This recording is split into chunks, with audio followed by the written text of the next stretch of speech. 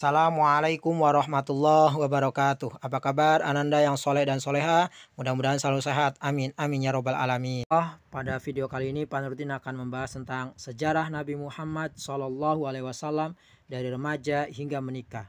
Ada 5 poin pembahasan. Yang pertama pengalaman berniaga, yang kedua pengalaman militer, yang ketiga pengalaman diplomasi, yang keempat pengalaman bisnis lebih intensif, yang kelima menikahi Khadijah. Baiklah, yang pertama pengalaman berniaga. Belajar dari perjalanan dagang Rasulullah SAW, pekerja keras sejak kecil. Masya Allah, Ananda yang soleh dan soleha. Ini panutan kita, Nabi Muhammad SAW berdagang sejak kecil. Ada banyak pelajaran yang bisa diambil dari kisah Rasulullah SAW. Salah satunya kegigihannya dalam berdagang sejak kecil, yang harus hidup dalam kondisi yatim piatu. Perjalanan dagang Rasulullah SAW dimulai saat beliau berada dalam asuhan pamannya, yakni Abu Thalib. Berdagang merupakan profesi kebanyakan penduduk Mekah. Abu Thalib adalah pedagang yang sukses dan dihormati. Nabi Muhammad SAW pernah melakukan perjalanan dagang bersama Abu Thalib ke Syria. Perjalanan ini dilakukan ketika beliau berusia 12 tahun. Yang kedua, pengalaman militer. Nabi Muhammad SAW diutus untuk menjadi qudwah atau suri tauladan bagi seluruh aspek kehidupan manusia, termasuk dalam dunia militer.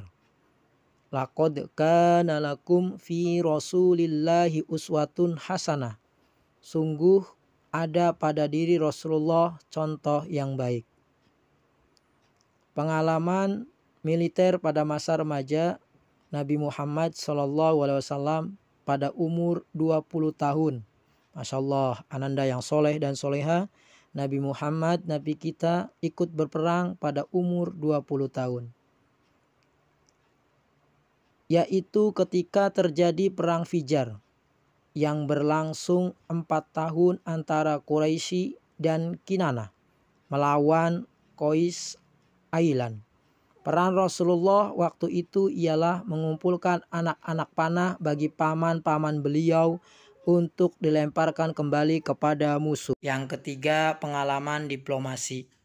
Diplomasi menurut KBBI, Kamus Besar Bahasa Indonesia, adalah penyelenggaraan resmi hubungan antara satu negara dengan yang lainnya. Di sini Rasulullah SAW mendapatkan 2 pengalaman. Yang pertama peperangan dan yang kedua perjanjian perdamaian. Di mana ketika itu Al-As mengkhianati sekutunya sendiri dari Zubaid dengan mengambil barang dagangannya tanpa membayar hak-haknya. Mendengarkan hal itu, Az-Zubair bin Abdul Muthalib mengumpulkan orang-orang di rumah Abdullah bin Jud'an. Kemudian mengajak mereka membuat perjanjian untuk tidak menzolimi dan tidak membiarkan seseorang pun di Mekah teraniaya. Siapa yang teraniaya akan dibela, dan siapa yang berbuat zolim maka harus dihukum. Rasulullah SAW hadir dalam perjanjian itu. Sehingga Rasulullah pernah mengikuti sebuah perjanjian yang dikukuhkan di rumah Abdullah bin Jud'an. Suatu perjanjian yang lebih kusukai daripada unta yang lebih baik. Keempat adalah pengalaman bisnis lebih intensif. Pada umur 25 tahun, Nabi Muhammad SAW diamanai oleh Khadijah untuk mendagangkan dagangannya ke negeri Syam. Kenapa Khadijah merasa yakin kepada Nabi Muhammad SAW? Karena di Mekah Nabi Muhammad SAW dikenal sebagai pemuda yang amanah dan jujur dalam perkataan, dalam berbicara. Kedua modal itulah Khadijah percaya dan yakin kepada Nabi Muhammad SAW, ternyata membuatnya mendapat keuntungan yang luar biasa, melebihi orang-orang yang biasanya. Masya Allah, Ananda yang soleh dan soleha, modal amanah dan jujur kita insya Allah dagang lebih untung. Yang kelima adalah menikahi Khadijah. Pada waktu itu Khadijah yang melamar Nabi Muhammad SAW. Sungguh mulia Nabi Muhammad SAW menjalani rumah tangga dengan Khadijah selama 25 tahun. Baginda Muhammad tidak pernah menikahi dengan wanita lain. Lazim diketahui Sayyidina Khadijah adalah seorang yang memiliki akhlak yang terpuji, wajah yang rupawan, dan harta yang bergelimang. Sehingga hal tersebutlah yang membuat Sayyidina Khadijah begitu dihormati, terpandang, terkenal di kalangan masyarakat Arab saat itu. Dan kenapa Khadijah memilih baginda Nabi Muhammad SAW?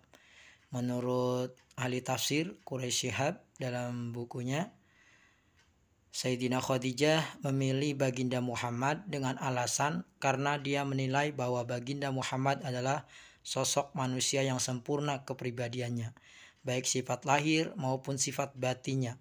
Bukan karena penampilannya secara sepintas saat itu baginda Muhammad adalah mitra kerjanya sehingga ia mengamatinya. Alhamdulillah, Anda yang soleh dan soleha, mudah-mudahan bisa dipahami dengan penyampaian video kali ini. Pak Nurdin undur diri. Benar dari Allah, salah dari pribadi Pak Nurdin. Assalamualaikum warahmatullahi wabarakatuh.